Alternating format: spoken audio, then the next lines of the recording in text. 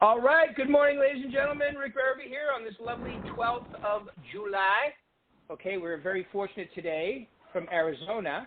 Charlie, if you could unmute your phone, that'd be great. We are fortunate to have Charlie McLean as my interview this morning. Just hit *6, Charlie, and we'll be... There you are. I did. It's unmuted.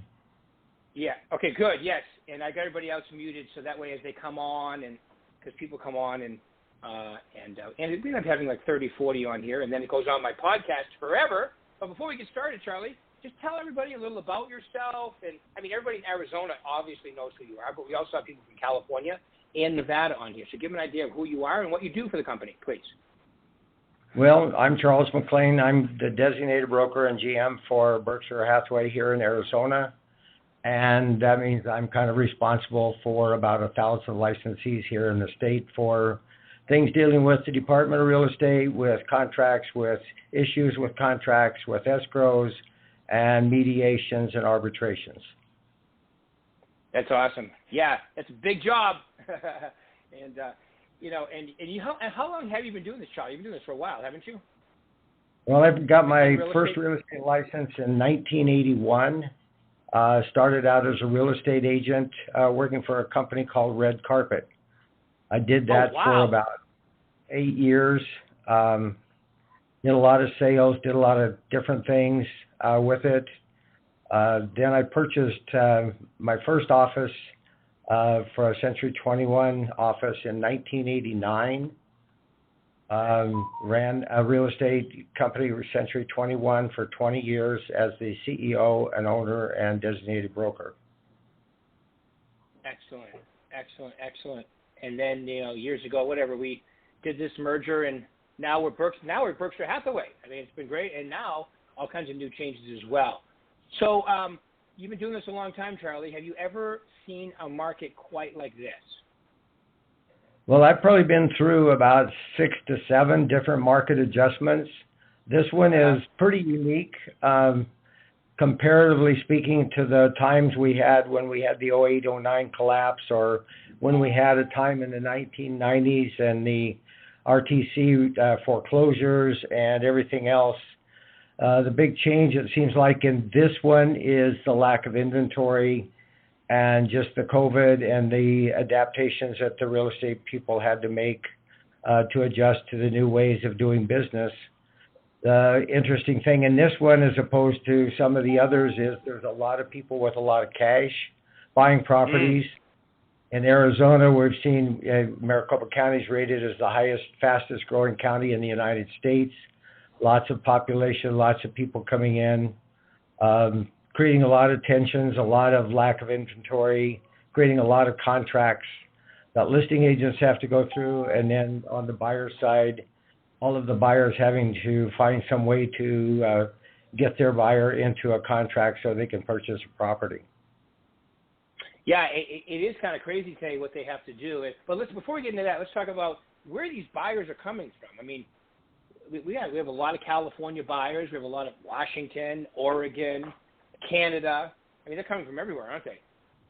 Well, they're coming from all over the United States. And in addition to that, there's a lot of people moving around in the markets here in Arizona as well. People that are purchased properties, their homes have gone up in value. And as a result, they want to sell and then they want to purchase something else. Couple that with the influx from California, Washington, Oregon, Midwest, New York, Florida, people coming from all over the country, seem to be precipitated in part by the COVID and the fact that people wanted to move out of the more crowded, densely populated areas into areas like in Arizona where we spread out.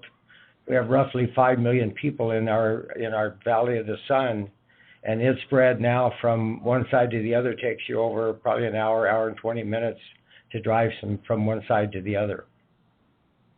Yeah, it is. It's very spacious, and I mean, the other thing is when you land in Phoenix and if you head towards Scottsdale, everything's new. It's a new, good-looking, designed well area.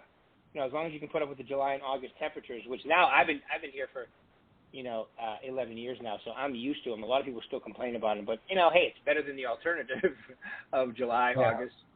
I mean, excuse me. I January, February. moved here Freezing. in 1976. There was a population in the valley less than 1 million people, and Wow. even today, you hear people talk about the growth and stuff, but the valley, or the Valley of the Sun, as we call it, is still considered a relatively new city because of the Right. growth and new buildings and new production going on all the time. Yeah, definitely. Yeah. And you know what? It's a great area. That's why so many people are moving there. It is. It seems like it's all. And Maricopa County is #1 county, but Arizona as a state and Texas are battling, and they go back and forth between, #1, #2, #1, #2. But even just to be up there in that area, and even when I started with the company 7 years ago, I tell Mark this all the time, and I tell you this too. It's the gem of the area because a lot of people, I think Nevada will be next because some people realize that, Nevada isn't just the Strip, or Las Vegas isn't just the Strip. Like, I live in Summerlin. You'd never know there's a Strip there. I live at the base of Red Rock Canyon. Mark lives in Henderson. You never know there's a Strip there unless you drive, for me, 20 minutes, 10 minutes for him to get there. But in Arizona, you have so much to do. You're so close to everything. And one of the things I've been hearing from buyers, agents and buyers in your area and Nevada is it's just so hard to compete with those California buyers because, like you said earlier, they're coming with cash, right? Correct. There's a lot of cash flowing into the valley right now, and it's not just in the 300, 400, 500,000. It's in the million and multi-million dollar properties as well. Which, being Berkshire Hathaway, we do a lot of our sales in those areas. I remember looking last year at one time on a closing report that I get every day. We had 7 closings all take place on the same day, all of them in multi-million dollar sales. Yeah. Yep. And Forrest tells me, like Las Vegas, same thing. I think we've had as many over $1 million closings already this year as we had all of last year, and way more, the year before. Every year it keeps going up here too. So it's crazy. It's crazy, right? I mean, the value, even though the values have climbed in Scottsdale, Phoenix area, they're still nowhere near the price where the people are coming from, like Orange County, the Bay, even Washington, Seattle. I mean, the prices are still, and I don't know about you. What do you think? Do you think, this is my theory, until, like right now, if you live in Orange County and you sell your home, you can go to Phoenix, you can get a lot more home, less money, less taxes, less cost of living, all that stuff. Until that is, until it starts getting close to the values of California, I think people are going to keep coming because it's such a deal to move. What do you think about that? Well, that's absolutely true, but also you couple that with the fact that our tax base and our tax rate is so much lower than the taxes that people pay in California. And I have a lot of family and relatives in California that for probably the last 30 years have complained about taxation there compared to Arizona. And sometimes a person from out of state will come in and you'll say, what are the taxes? You'll say, well, they're $5,000. And they're saying $5,000 a month, and no, it's $5,000 a year. So, right. They really see a huge difference when they get here. And the state income tax and all, I mean, it goes right down the line that a lot of people, it seems. And California's a beautiful state. I love going there. I love the state. But it's expensive. And, that's why I think a lot of people, if I'm a baby boomer and I've been there 35 years or whatever, and I own my house cash and it's gone from, I paid $38,000, that's now worth $750, $900, $1 million, you can definitely sell it there, go buy a place cash, Arizona, Nevada, and still have a lot of money left after to spend, right? Correct. All right, so Charlie, let's put your, you've been through several markets, just as I have, just as Mark has. I started in '85, so did Mark. You've had your license since '81, so, we've seen a lot of different markets. What's your take on this one? What do you think, give us some predictions. What do you think is going to happen in the next year or two? One of the things that I've always said to everybody is my crystal ball is always a little hazy when you start making predictions.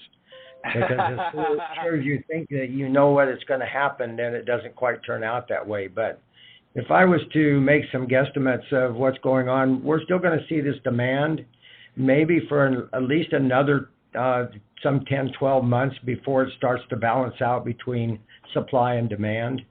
So as long as the supply is lower than the demand, it's going to be continuing to accelerate our prices.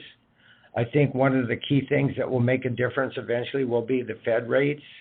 If it stays as they predict it will in the threes up to the next year, you won't see the housing prices overwhelm people's ability to buy.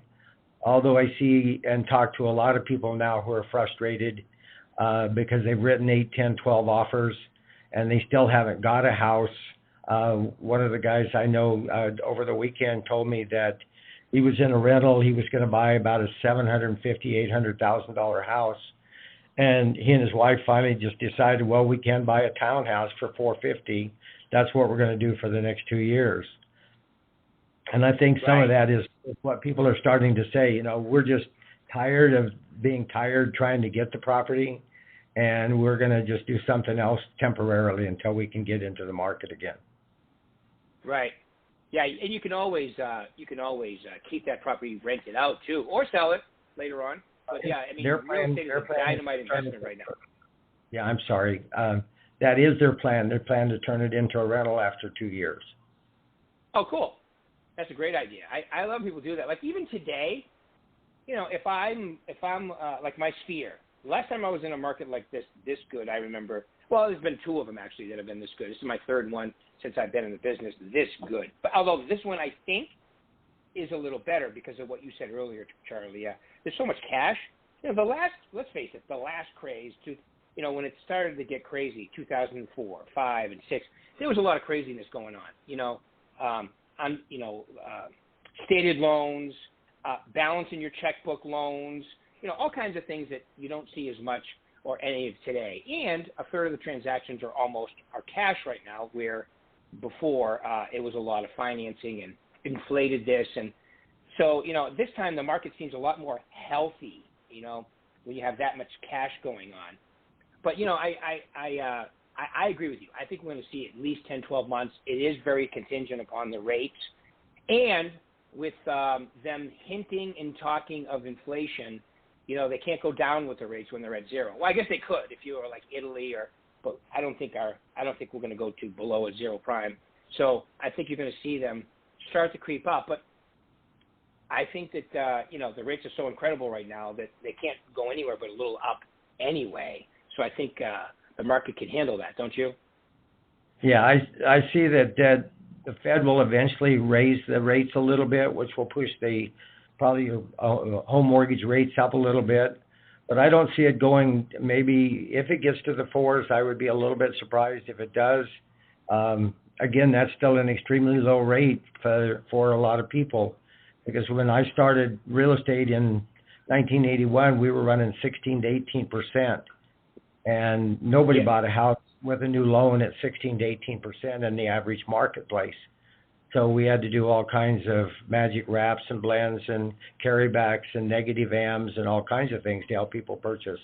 That's not the case today. Plus the big difference between the 5, 6, and 7, everybody was using their house as a bank. And today we have a lot of people have equity in their homes, and we see a lot more people putting 20% down if they're doing financing. So that also helps keep the balance going, that people can purchase and not feel like they'll lose their home to being over burdened with a mortgage on it. Right. Yep. Absolutely. Absolutely. So, and you know, I like I said, and I try to tell agents all the time, you know, you have to be, you know, you can't be in denial. I hear a lot of them say, well, this market's going to change, and yeah, well, it might change. All right, but at the same time, you have to be equipped to deal with reality and what it is right now. So that's why you should be working with buyers. You should be taking them out. You should be brutally honest with them. But at the same time, you should spend some time trying to secure inventory, get listings. It's kind of important right now, isn't it? Well, we've always said that you have to list the last. And you know, when I started out as a salesperson, I really didn't like listings. I liked buyers because I could just take a buyer out, get them in a car, and have them in a contract in 24 to 48 hours. But I learned very quickly that the top people in the office that I was in had a lot of listings. So I went into the idea that, hey, I better adapt and get me a lot of listings, and then those listings will bring me buyers. It's much more difficult to accumulate a lot of listings now, one, because they go so fast, but at the same time, it's something you should never stop doing as a part of your business, is getting listings as any way that, like Mark says, the inventory's out there. Are you making the contacts? Are you making the calls? Are you making the deals with your sphere to find out where the properties are at and somebody that might be wanting to sell? My wife just listed 2 properties recently from past clients who've decided now's the time they want to sell. And so it does happen. The listings are coming on. In fact, last month, I think we were finally up to about 5,500 active listings in Maricopa County, which is extremely low, but it was better than the 4,200 we had the month before. Yeah, no, crazy. Yeah, and I think we're going to see that. I think the appreciation rate may slow down a little bit. Probably it needs to, because if it continues at this rate, it could burn out faster than we hope it would. Yeah, I think that's always a concern.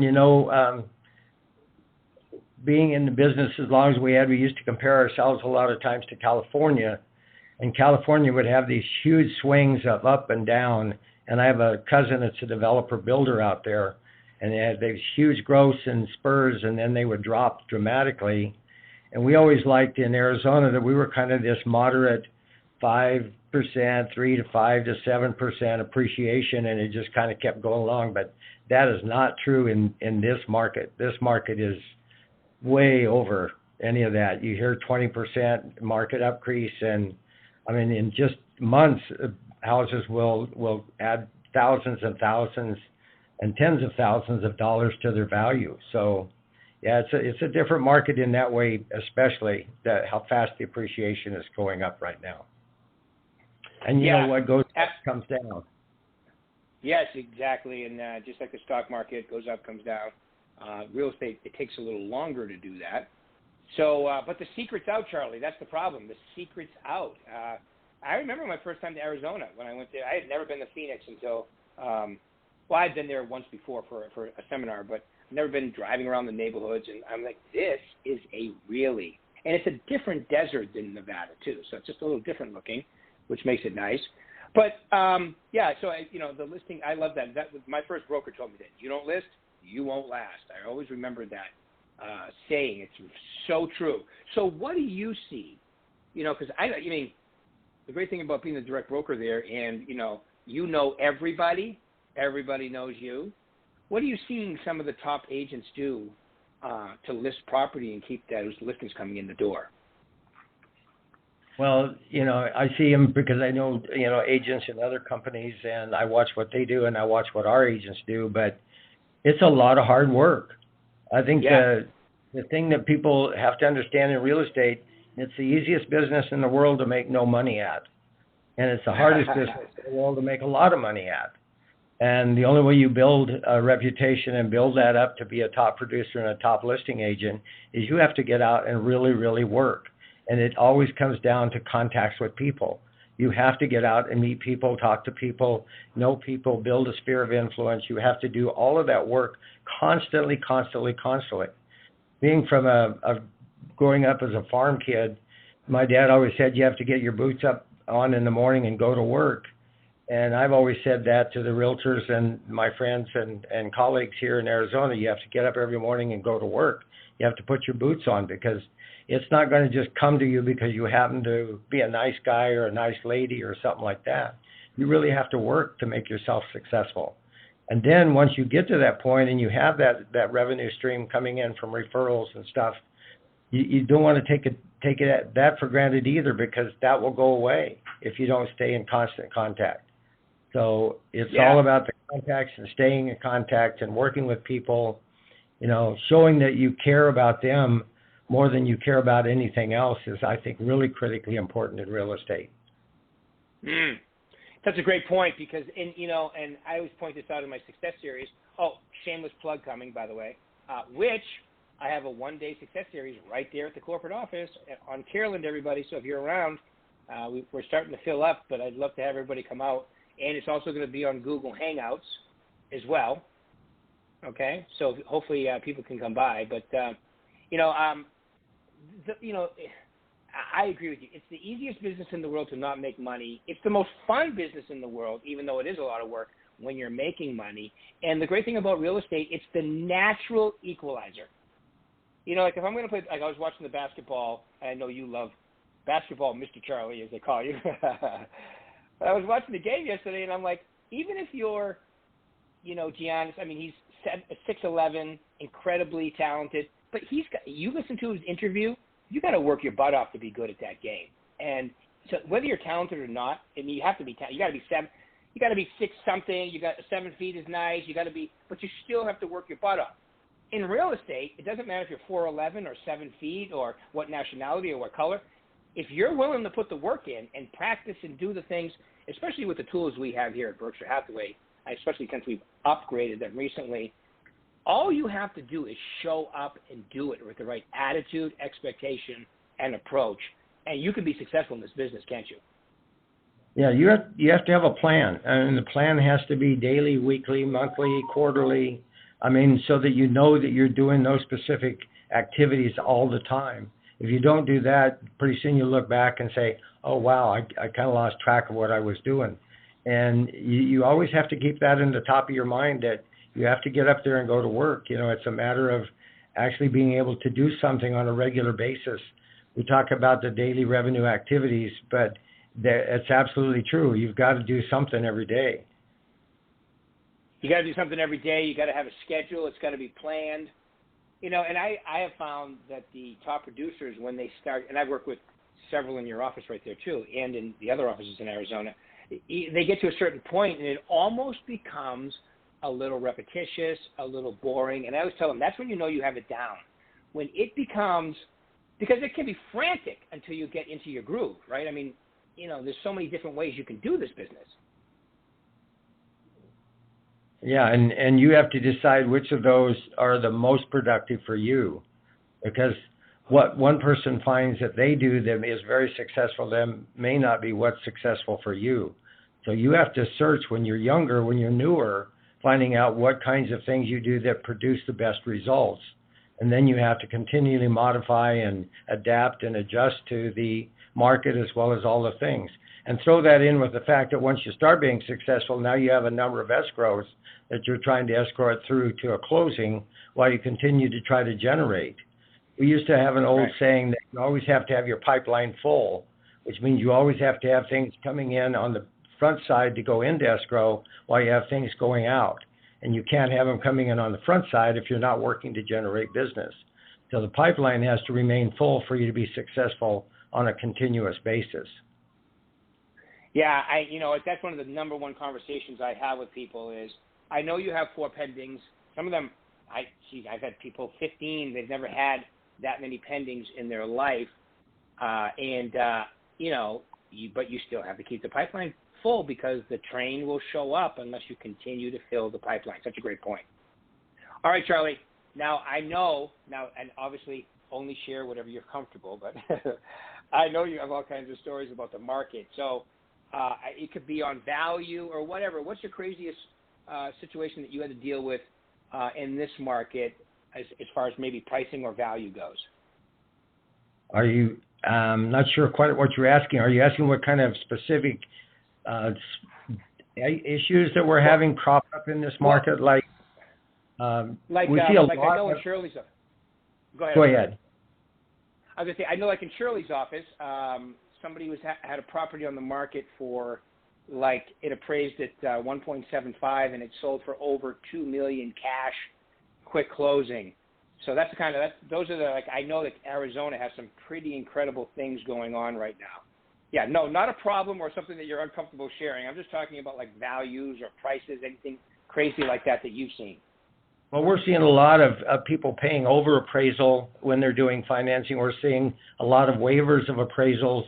We're seeing a lot of language, what I call it, when I do a lot of classes going around to the branches and talk about the crazy market we're in and the challenges we're seeing. But we're seeing a lot of those kind of issues or those kind of things that they do then turn into issues because the appraisal doesn't come in, then it's short, then they waived it, Then we get into controversy. Now is the money non-refundable? Is it not non-refundable?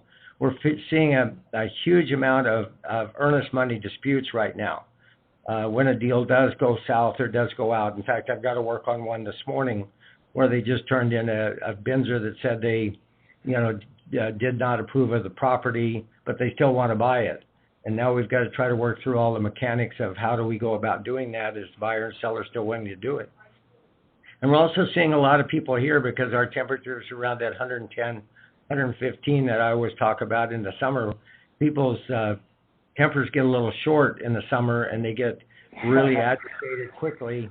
And it's up to the realtors and the managers and the brokerage to how do we maintain people's calm and cool during this situation, because a lot of it is irrational, a lot of it is emotional, and people are very emotional now making offers. We've had them as high as $186,000 over appraisal. And how do we navigate backwards through that when it turns out that this is really a problem now? So it does complicate the issues on the escrow side, on the transaction side, because there's so many things we're doing now that probably are less than prudent if you were to say that. But at the same time, because of the lack of inventory, people want and they get emotional and they decide they want this until they don't. And then you have to figure out how we go through the part where they decided they don't. Yeah, I've even heard of a couple of stories where it almost seems like, there's 9 offers on the property, there's 16 offers on the property, everybody has to have it. And then when the winner gets it, they're like, oh, well, do I really want this property? It's more like part of it's the game right now too, isn't it? Yeah, they want to win. And I think sometimes the realtors have to be very careful that they don't become embroiled in that transaction and start inputting their own message to it instead of letting the buyer and seller make the final decision. Yeah. That old fiduciary responsibility is now more important than ever. And whenever you see a market like this, whenever there was a great market, there's always challenges, like you just mentioned, with deposits and appraisals and all that stuff going on. All right, Charlie, any final words you want to leave these wonderful people today? No, I just think, we have to just keep doing. I think what I always finish with is an old saying that we used to talk about a lot when I was coaching basketball, is we need to be quick, but don't hurry. Because when we usually have a problem, it's because we hurried. We wrote something down, or we didn't finish the thought, or we didn't put it together because, well, I'm sorry, Charlie, I was in a hurry. And when we get in a hurry, that's when we make mistakes that turn into big mistakes that turn into cancellations. So it's important that we're quick, because we have so many offers we have to get in. We have to compete so effectively all the time. Even when we get multiple offers in, we have to be quick because we want to get responses back. But when we start to hurry, that's when I see most of the issues and errors come in. And that's when somebody said, well, I know I shouldn't put a counter on page 8, but I did because I was in a hurry. Or I sent out 2 counters of exactly the same thing instead of using a multiple counter form because I was in a hurry. And that's what will really lead you down a path you don't want to go. So it's good to be quick, but you don't hurry. That's kind of my final say. I love it, Charlie. And just want to say thank you very much for taking your time out. We know you're a busy man there. Keep Arizona cool. What I mean, and I don't mean the temperature. Those agents, I know you do a great job of doing that. That's what we strive for, is for us to maintain our emotional balance all the time. And I say for the agents that we have in Arizona, that is the primary thing that they do really extremely well. I'm very, very proud of all of the agents we have in our company down here, and I admire and respect all of the efforts that they make to keep the transactions together by staying calm, by staying under control, and by being able to help understand the mindset of the other side so that they don't get caught up in the emotional turmoil that everybody's in. Yep, absolutely 100% correct. So, Charlie, thank you very much for taking your time out.